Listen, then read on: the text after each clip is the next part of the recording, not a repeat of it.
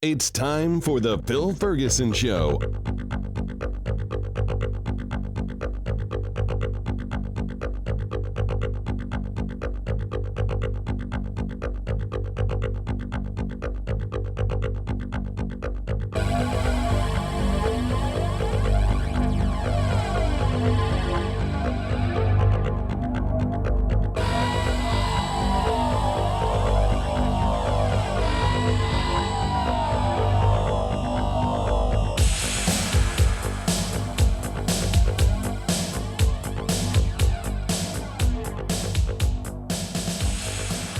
This is Phil Ferguson, and you are listening to The Phil Ferguson Show.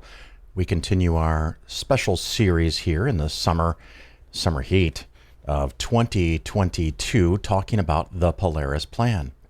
I often get asked for a full and complete explanation of what I do in one go.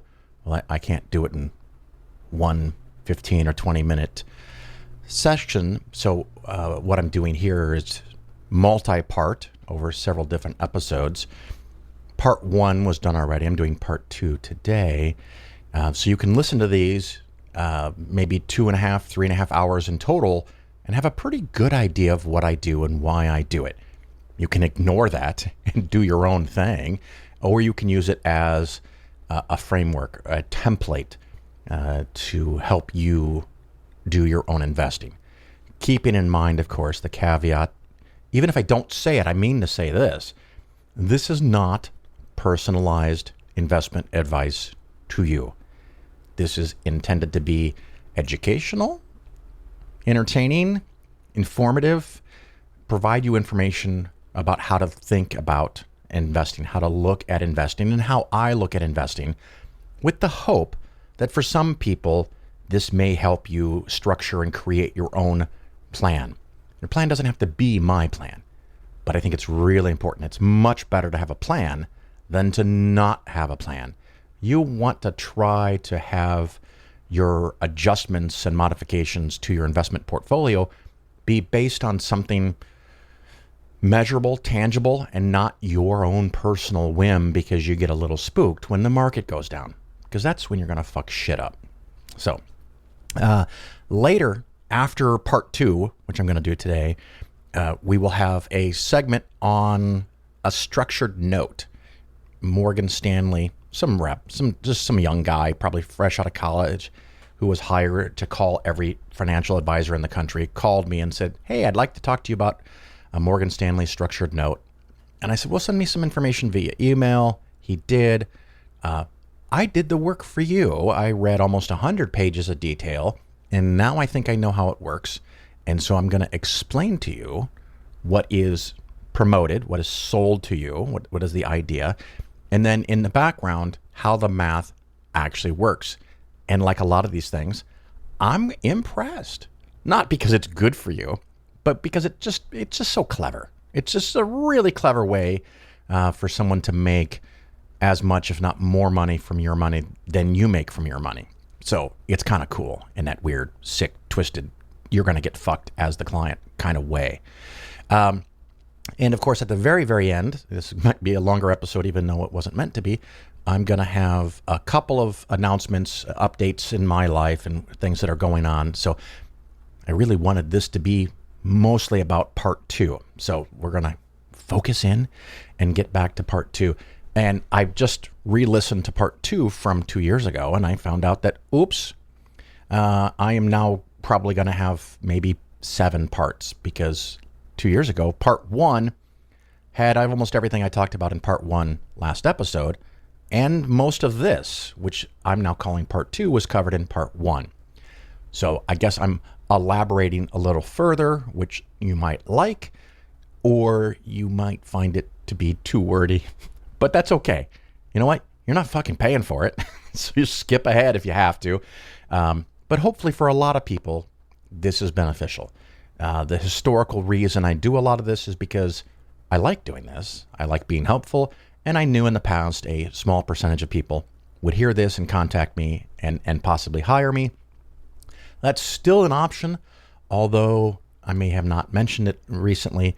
My minimum for new clients is currently $5 million, which 99% of everyone who is listening will now be excluded from the possibility of hiring me, even if they wanted to.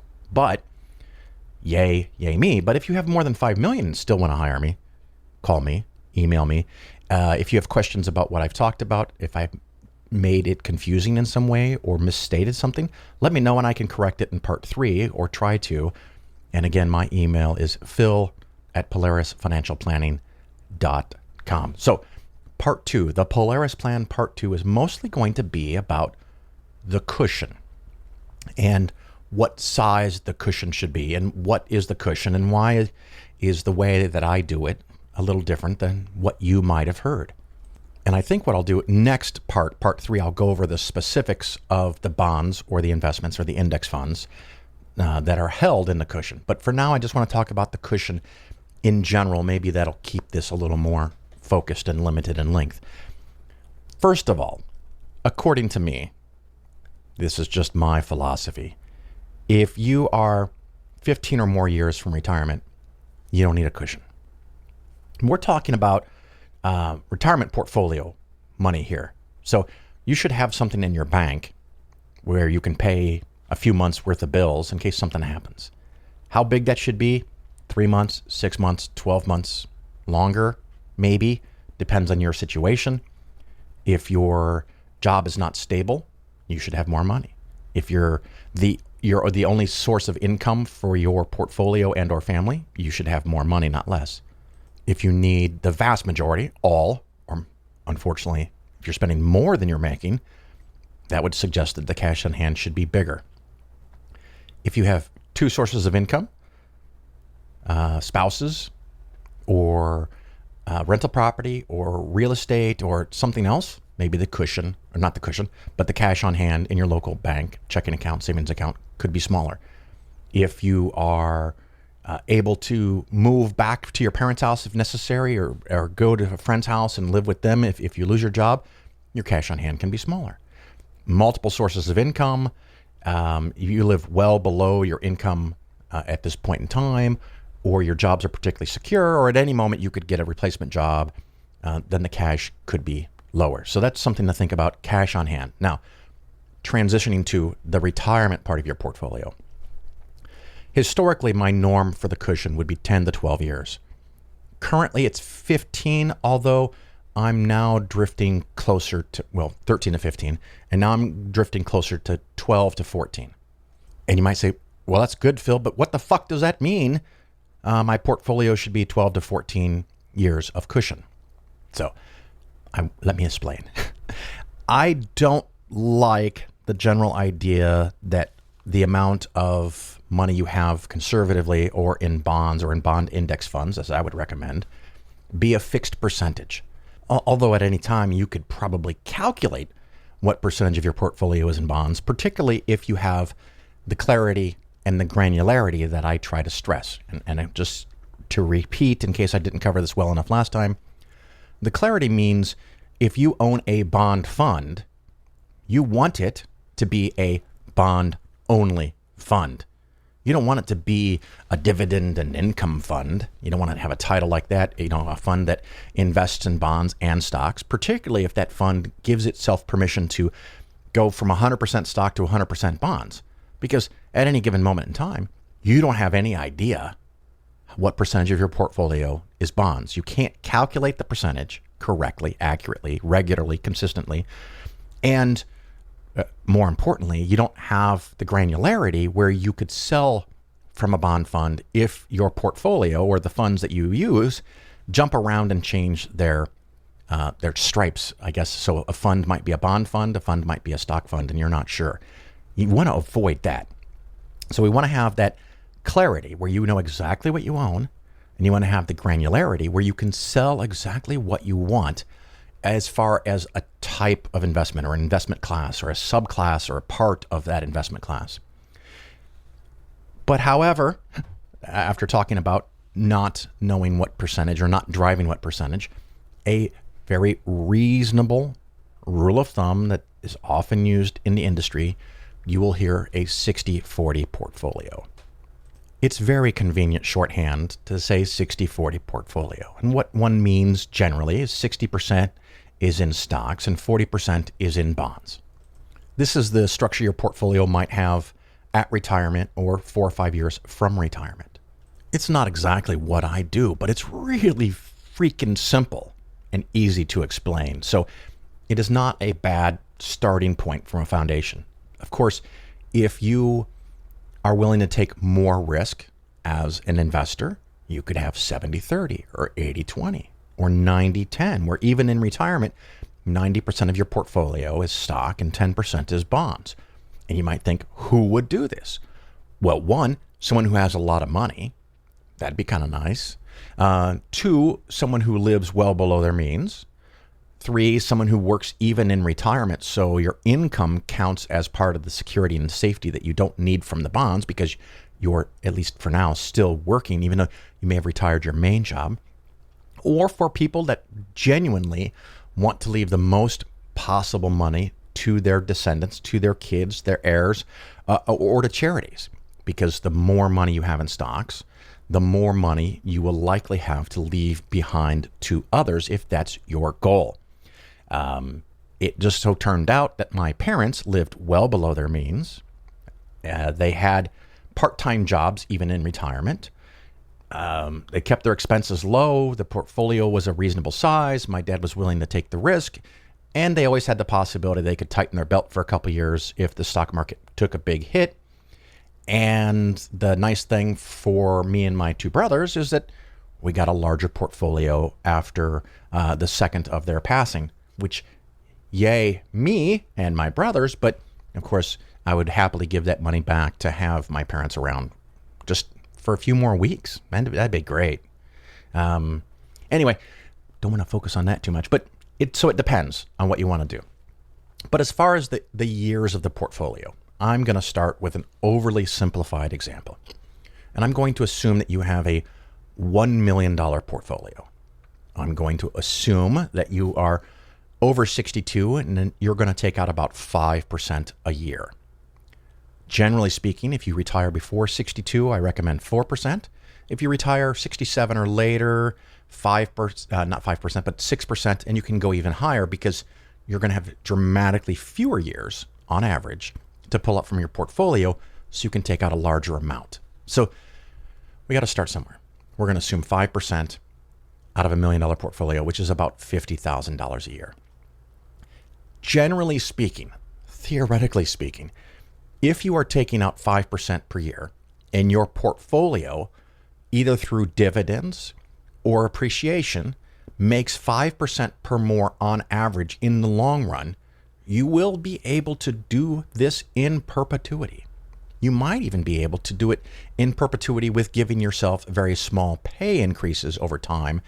If your portfolio grows, the 5% that you're taking out can become a bigger number. Maybe more for that in another segment. If you're interested, let me know. Phil@PolarisFinancialPlanning.com. But back to our simple scenario, 40% bonds, 60% stock, $1 million portfolio, you're taking out $50,000 a year. Then we're going to look at what the yields, what the dividends are. And again, to make this painfully simple, we're going to assume that all of the bonds and all of the stocks are paying out a 2% dividend. This is a position that we've been in for the last few years where bond yields were incredibly low, stock dividends were incredibly low. It's historically abnormally low, but I'm going to start with this. FYI, right now, a broadly diversified balanced portfolio following the Polaris plan might be 2.5%. There have been times in history where it's been 3 to 4 to even 5% in dividends and or bond yields, which of course changes the math and how the plan works and how the cushion works dramatically. So let's start with 2%. So out of the 1 million, your portfolio is going to generate a cash flow of about $20,000 a year, which is great. The dividends get paid often quarterly, sometimes monthly, and the vast majority of the dividends will get paid in December of the calendar year. If you are taking out $50,000, you have $20,000 that just shows up as cash via dividends, and you can take that out. Whether you take that out monthly, quarterly, annually, whatever. I like monthly the best, so you can live kind of on a budget because most bills are due monthly. But over the course of the year, you're going to have $20,000 show up as dividends or interest or yield from the bonds and or stocks. Then you have a question, so, well, where does the other 30 come from? The other 30 comes from selling something. Again, with our 60-40 portfolio, if the stock market is 60% of your portfolio and it goes up, and it's $600,000, if it goes up 10%, like it might in an average year, it adds $60,000 in value. And you could take $30,000 out of that $60,000 that just went up, and poof, you have your $20,000 in dividends, you have your $30,000 that you skim off of the stock investments from capital appreciation. And not only do you have your $50,000, the 5% of your portfolio, but your portfolio may have grown by $30,000 because the stocks were 60 or 600,000. They went up by 10%, 60,000. You sold 30 of that. You've still got 30 left over. Well, that's pretty cool. That's in a good year or a great year if it goes up 20, 25, 28% like it did in 2021. But then you have years where it doesn't work out like that, where the stock market might go down a few percent. It might go down a bunch of percent. It might go down 30, 40, 50%.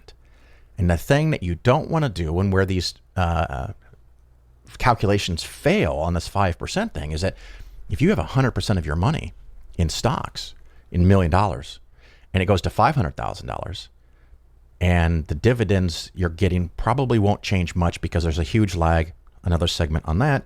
Let's assume you still get the $20,000 in stock dividends. You need $30,000. You sell $30,000 out of the $500,000. Your portfolio is now $470,000.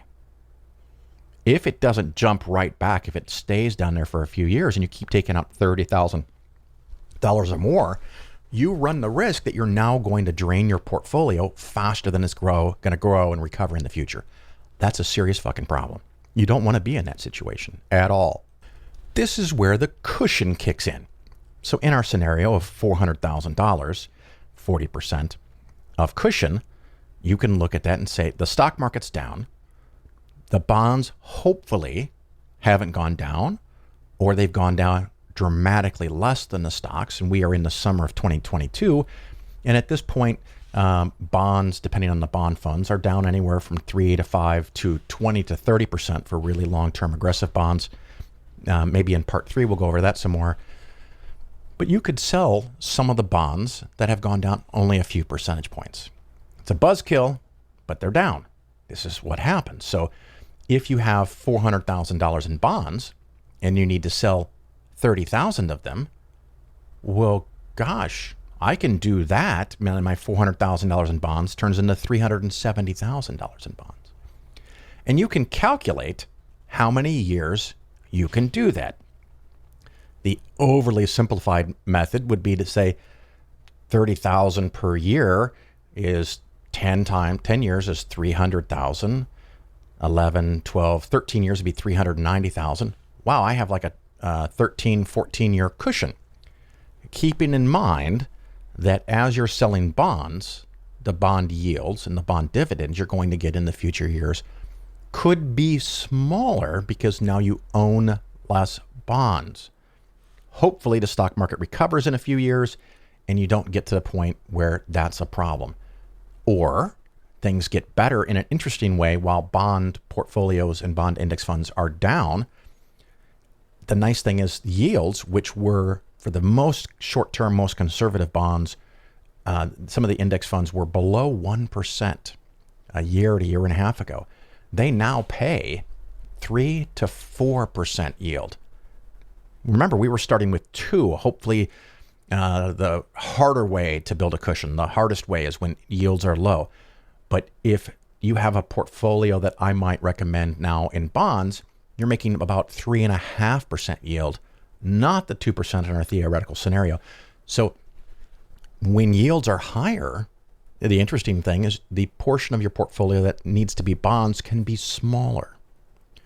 When if you have $1 million and the stocks and bonds all pay 4% dividends, let's use that as an example, you're going to get $40,000 a year in dividends. Well, you only need to sell $10,000 of something else to get to the $50,000 or 5% of the million. That could mean that your bond portfolio, you could get away with $150,000, not $400,000 or not $300,000. So it depends. What is the amount of risk you want to take? What are things doing currently?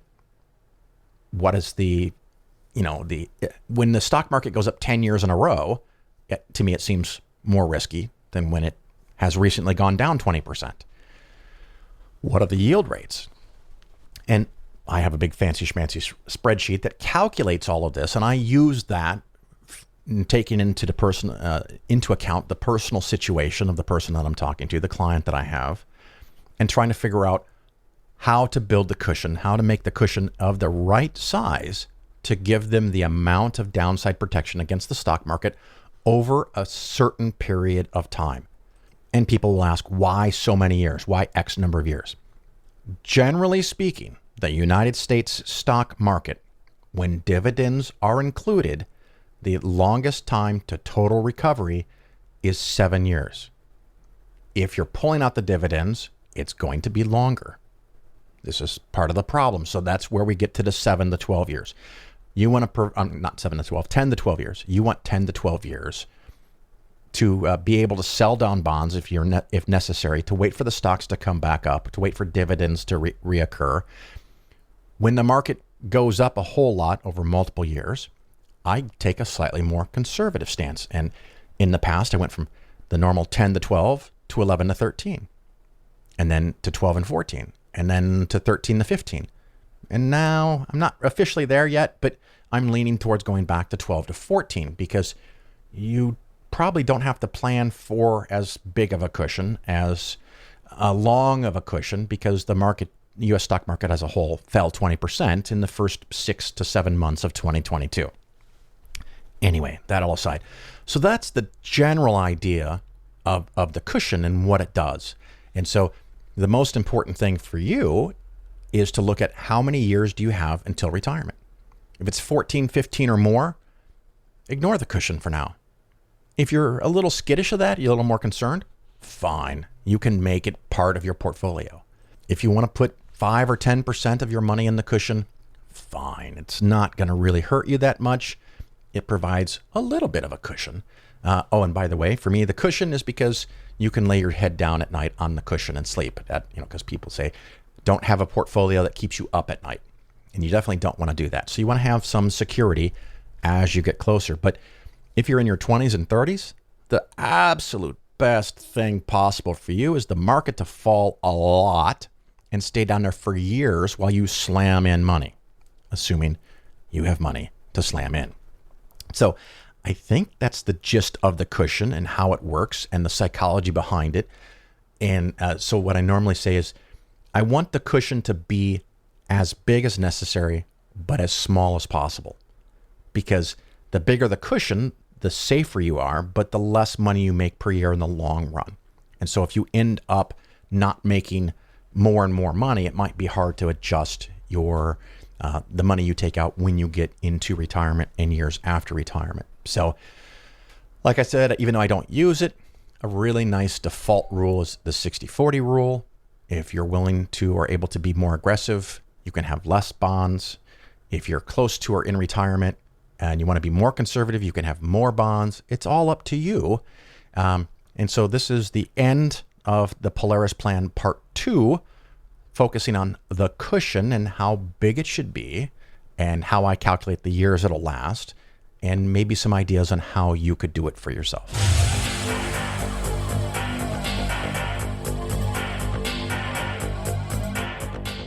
The Phil Ferguson Show is for educational and entertainment purposes only. Nothing said on the show should be interpreted as personalized investment advice.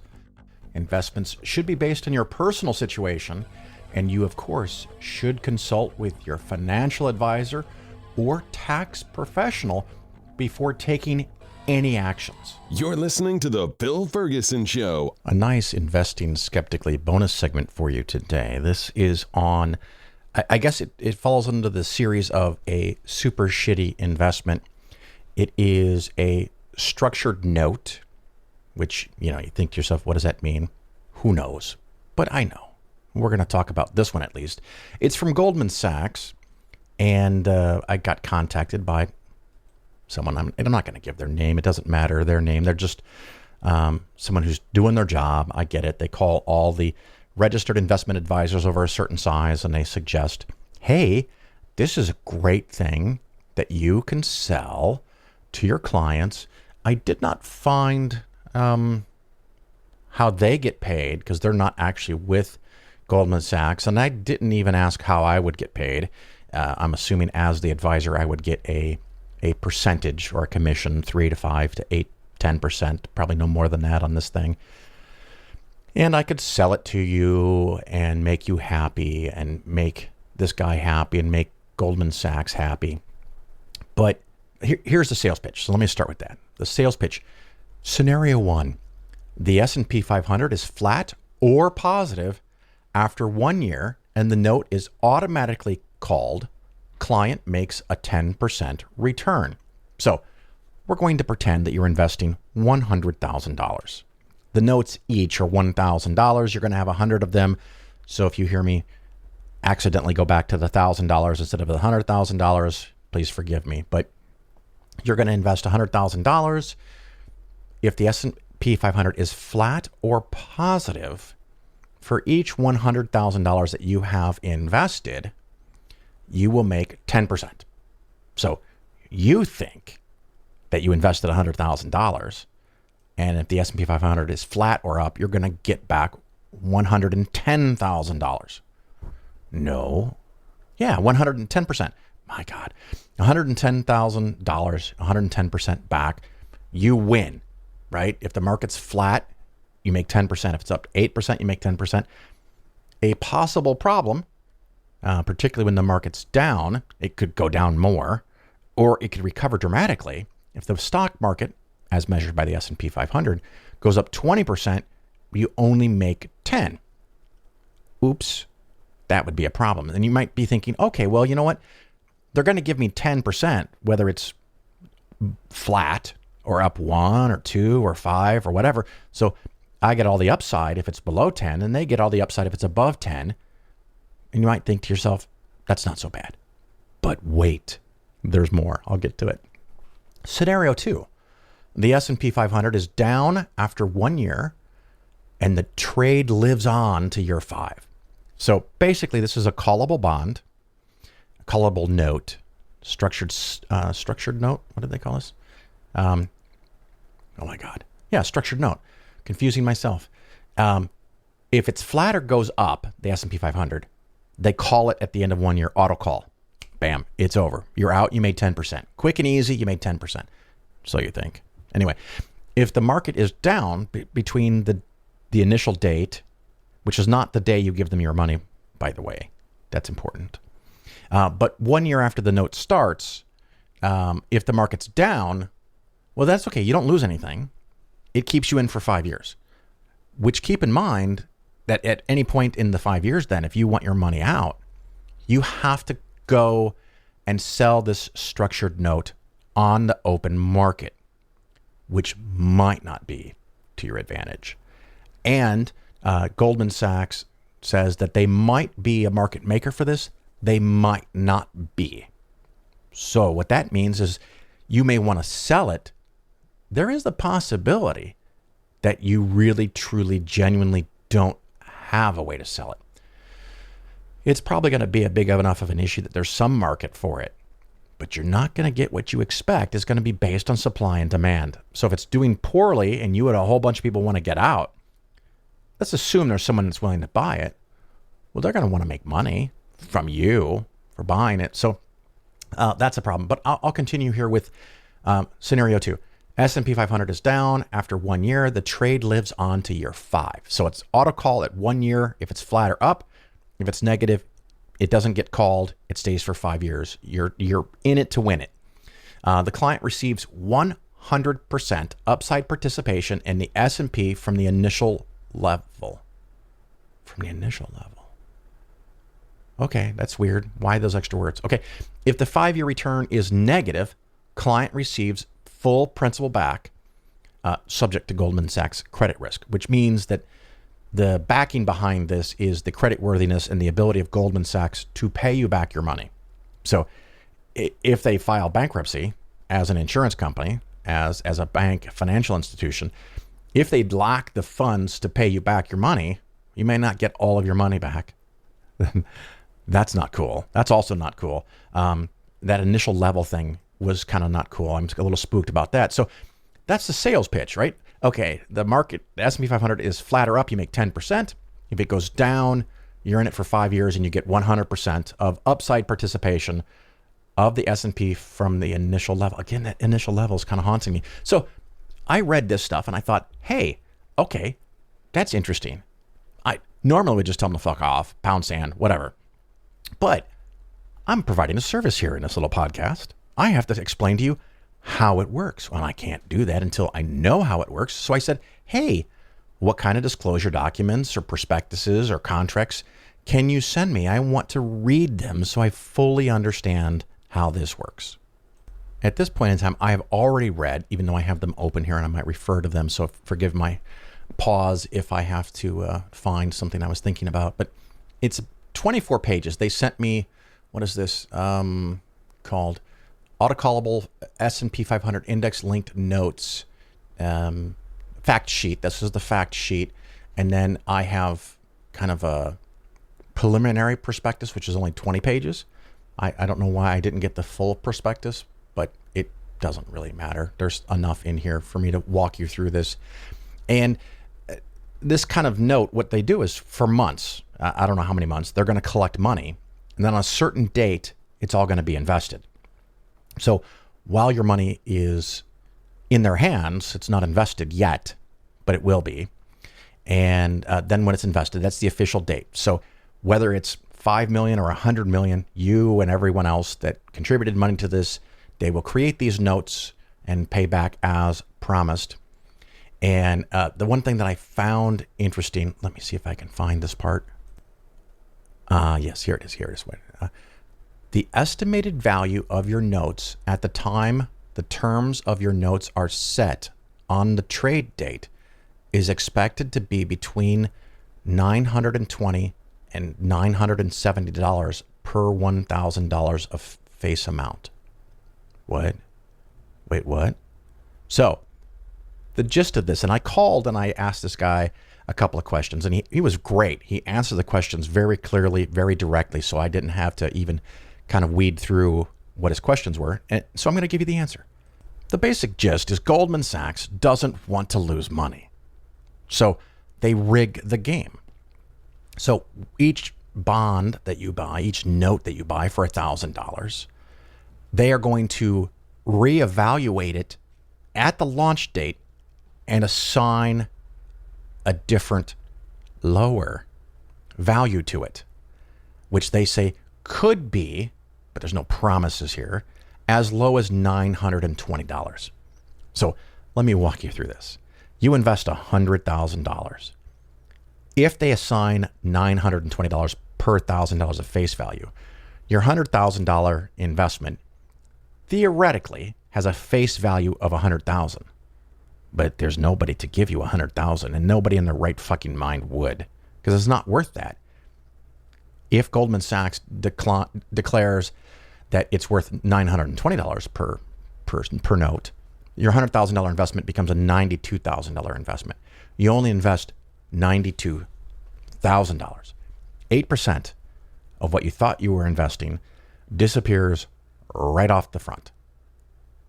$100,000 turns into $92,000 like that. Now, the funny thing, we remember we were talking about the 10% return that you're going to make? The 10% return, if the market is flat or up for the first year, is applied to the $92,000. So if you make 10% on $92,000, it's going to be $9,200. $8,000 gets you back to even. So you could make $1,200 or 1.2% is the most you could make on this if the market is flat or up in the first year. 1.2% is the most you can make. I don't know how many times I feel compelled to repeat this. You could invest $100,000 taking on part of the risk or most or all of the risk of the S&P 500. And if it's flat or up for the 12 months after the initial date of this investment, wink, wink, nudge, nudge, this note, the most you could make if it's valued at $920 per $1,000 invested would be 1.2%. Now, there is a possibility that if the stock market is up 0.5%, you win. It was only up 0.5%, but you made 1.2%. That is the little teeny window, unless there's other costs and expenses in here. That is the little teeny, and there is actually, that is the little teeny window where you could beat the house, where you could beat Goldman Sachs. Although I already know, even then you don't win. So it's rigged. The game is rigged. This is worse than a casino. You really don't have a chance of getting your money back at all, ever. It's just not going to happen. Let me go through some more. At least not in the first year. If you get locked into the 5 years, you're going to get money back, and you could make some money on it. But let me get to that. So if the market is flat or up, you make 10% on something that's been cut in value up to 8%. And so you could make 1 or 2. Let's be generous. You make 2%. But you didn't make the 8% that the market went up. You didn't make the 24% that the market went up. You were talking about 1 or 2% is your upside potential before I even get to the next little trick of this. So you make 10%. Now, if the market is down, if the S&P 500 is down, based on the dates that they assign, the starting date and the 1-year date, it's not auto-called. The market is down, and now you're stuck for 5 years. It's 1 year or 5 years. These are the only two options. Unless you want to sell it, assuming you can sell it to somebody on the market, if there's somebody willing to buy it on the market. And trust you me, they're not going to give you what you think it's worth. Because if they're going to take on all these stupid risks, they're going to want to buy it from you at a discount. So there's a couple of negative things, really big negative things already. Now, the trick is in what they call the underlying investment. And we've had this conversation before. The underlying investment is the S&P 500.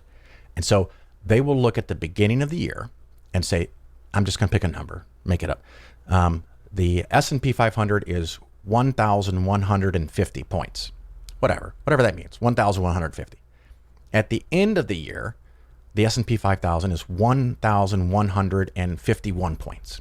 Okay, it's now 1 point, a fraction of a percent higher, but if it's flat or higher, you make 10%. That gets added to the 8% that you lost on the front end, and you could come out ahead. However, the dividends that are paid by all of those stocks by the S&P 500, they pocket if they actually invest in the S&P 500. Now, the funny thing, what I found out when I talked to the gentleman that I talked to, they take all your money and they put it in zero coupon bonds. And why do they do that? Because they don't want to take any risk. They're going to let you think that they're in the S&P 500 taking risk and you're going to get the share in that. But they don't really have too much of a risk. Part of it's hedges and leverages and futures and all kinds of complicated things. But the bulk of the money goes in a 0% coupon bond. And those bonds are now paying much higher than they used to pay. So Goldman Sachs eliminates a lot of the risk on their end, and they're going to make money. And they've got this shit figured out. They're going to make money. What you don't really have a chance. There's that little teeny fractional percent or two that you might make some of the time. But if the stock market pops 30% in the first year, you get 10 on your discounted price of 8. So maybe you make 2%, and they make everything else. Well, they don't make everything else because they're going to be using zero coupon bonds on their end. But part of it is invested in the stock market, so they're going to make money. On the 5 year, though, they're only going to give you 100% participation in the change of the price point of the S&P 500 index. And right now, I got it on another screen here. The S&P 500 index currently has a dividend of about 1.5%, historically low, and it might change going forward, but they're going to make 1.5 to 2.5% per year off your money. And I'm assuming you're going to get 100% of the price appreciation of the S&P 500, but they're going to skim off all the dividends and pocket that, which you could have had if you just bought an S&P 500 index fund. Of course, keep it in mind that you started down 8%. So what I'm going to do, just from some fun math, I did a calculation here. Again, assuming, I got to change it to, I have the wrong amounts here. 92,000 is what you invested. They get 100,000. You're going to make 8% per year. I'm just assuming the average stock market makes 10% per year. 2% is dividends, which they pocket, and 8% is appreciation, which you get. And so 92,000 increasing by 8% for 5 years becomes $135,000. So average market return, your $92,000 turns into $135,000. So you could make 35% in an average 5-year time period. If you had just put it in the S&P 500 index, you would have $100,000 times 10%, not 8% per year. And that stacked over 5 years would be $161,000. So let's see here. Minus this. Yeah, math in real time. They pocket $26,000. Well, maybe they don't pocket $26,000, but you don't get $26,000. You lose $26,000.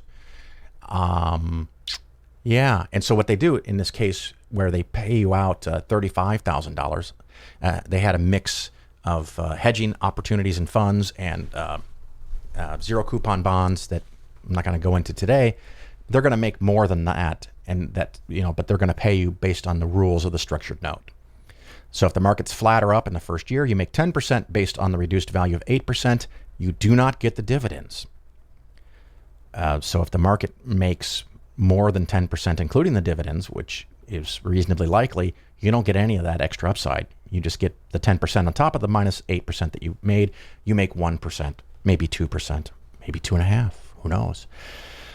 If the market does average returns over the next 5 years, you make $135,000 on your $100,000 that started, and you could have made $161,000. So that's how this works. And you can let me know, of course, if you want to buy one of these. Maybe I can send you to the guy that called me, but you probably don't. If you're going to take that kind of risk, why not pocket $26,000 per $100,000 on your own by just having an index fund? It's just fascinating. There seems to be no end to these very clever things. And I'm impressed in a way. It's very clever, but you're not going to want that. So that wraps up this example of a super shitty investment, structured notes.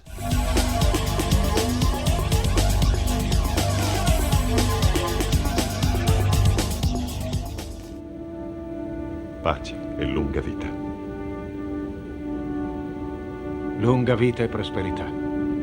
You're listening to The Bill Ferguson Show. Well, unlike last episode, I'm going to have some closing thoughts here and a couple of announcements.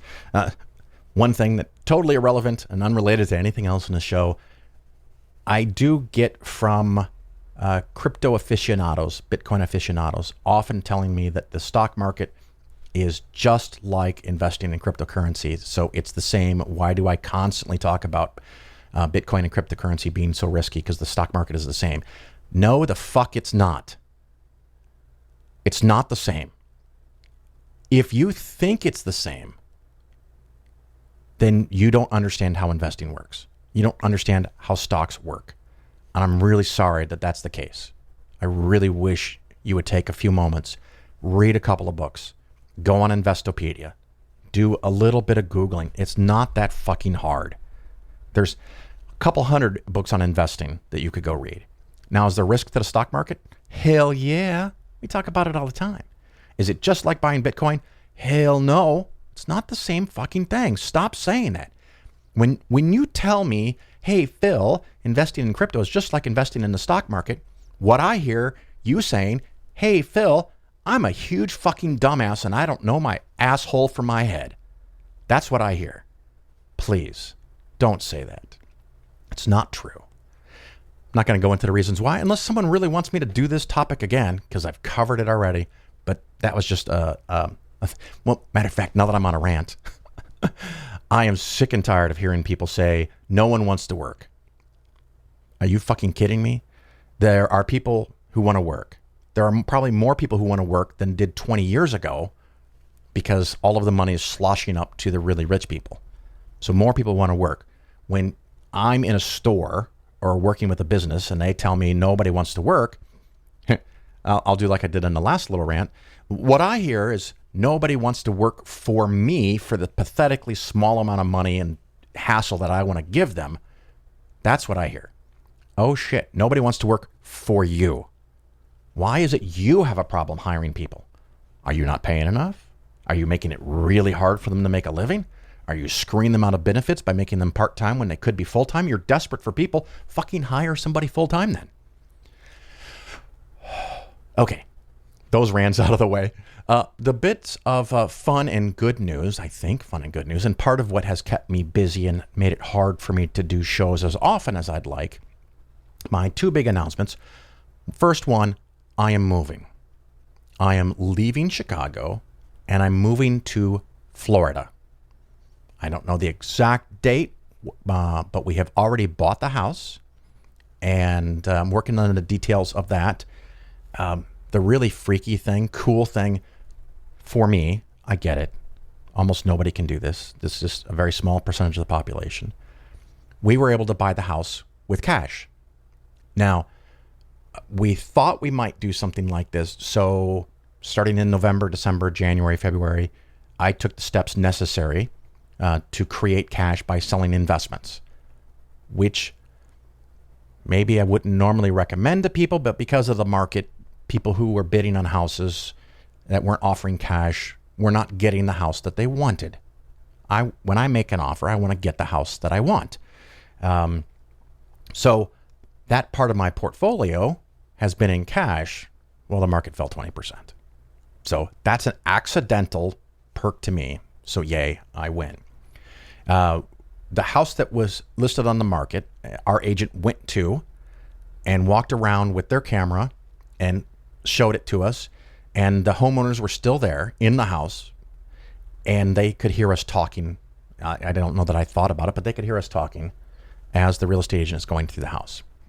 We made an offer on the house, and we had already had a couple trips down to Central Florida, the Orlando area, and physically walked through houses to get an idea of what's what. We thought the price was more than fair, and so we said, we'll just take it. We accept the offered price, and we'll pay cash and close after this date. And the homeowner, having heard us and not seen us, had decided that they liked us and wanted us to own their house, whatever that means. So they immediately accepted our offer, and our offer was accepted on this house 6 hours after it was listed for sale. Absolutely amazing. I can't express how fortunate and lucky I am that it worked out this way. We then went a couple weeks later to do a walkthrough before the closing. Still some time out before the closing, and found out that they were in the middle of moving, and they wanted to know if we wanted to buy any of the furniture. And we said, make a list of what you don't want to take with you. They did. We bought all of it. Every single thing that they offered. So we basically got a house full of furniture.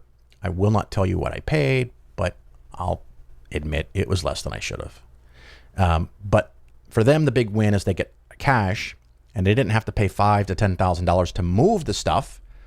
So they got cash from us plus the $5,000 or $10,000 they didn't have to pay to move it, and they can afford to buy some things at the new house. And for us, we are keeping our Chicago location, and we'll go between the two locations. It made it really convenient because we don't have to buy full retail furniture and TVs and electronics. It's just already in the house. So we don't have to pay to move stuff down there, and we don't have to pay to buy stuff for the second house. And not that you care, but you might ask, Phil, why? Florida? Yes, politically, Florida is a shithole, but you know what? It could use me and more people like me, I think. So I will be happy when I can vote down there. I'm not an official resident of the state of Florida yet because of some complications with the business, and I'll get to that in a minute, but I will be soon. But what is driving this craziness, Phil? First of all, winter. It turns out each successive year, I like winter less and less and less every year. I just can't take it. I just can't handle going outside and it being 5 fucking degrees. I don't want to use my snowblower and move 2 feet of snow. So I don't want to be around Chicago in the winter. In Central Florida, it can be 60, 70, or even in the 80s in January and February. That's a huge trade up. The funny thing is, yes, in the summer, Florida can get wickedly hot and wickedly humid. But then you get days even in the middle of the summer where the temperature and humidity around Chicago are almost the same as they are in Central Florida. Now, you can get a day where it's 80 in Chicago and 92 and 100% humidity in Orlando. Clearly better to be in Chicago. And I might be able to enjoy many of those days by coming back to Chicago. So there's that. We also have some relatives that already live in the area. And my brother, who has been living in England for at least a decade, maybe 2, he's planning on retiring and moving to Florida on his own. So that'll be kind of cool. My younger brother, I don't know that we've been within 2,000 miles of each other, other than a trip, for 20 plus years. It'll be kind of cool to visit with my brother. So there's that. So relatives, family, it's a nice place. I do expect, even though the housing market there is kind of freaking hot, and prices have gone up a lot, and maybe I lose money in the short term, I think there's going to be a long-term bias of more people moving to Florida. As far as global warming, thankfully we're in the middle of the state and 120 feet above sea level. So if sea level rises 5, 10, even 20 feet, I'm dry. So I think that won't be an issue during my lifetime. So it seems to have a lot of things that we like. It has an office, which houses with offices have actually appreciated, and I think will continue to appreciate more, because I think there's going to be a general bias towards more people working from home, at least compared to 3 years ago and before COVID. Going forward, we will have more people working from home than used to, and most of those people, when they switch houses, are going to want something with an office. The other thing that the house has that was an absolute must on my list was a covered pool. And by covered, I don't mean there's a top on it. I mean there's a great big arching screened enclosed pool and lanai. That's the covered back porch by the pool. So I can be on the phone with a client and literally walk through my house, out the back door, into the pool, and continue my conversation with a client while walking in the pool. We were in the house. We have been in the house a few days, and I was able to go out and swim some laps. And even when it's 92 or 94, when you come out of the pool to dry off, it now suddenly doesn't feel so hot outside. I don't have that in Chicago. So that's kind of cool. So that's some things about Florida and the fact that we're moving. I don't know. Maybe there'll be more on that in the future. The other big news is with Polaris. And it was time to do this anyway. But in conjunction with moving to Florida, Polaris is going to change from state registered, primary location Illinois, but I'm registered in other states, to federally registered.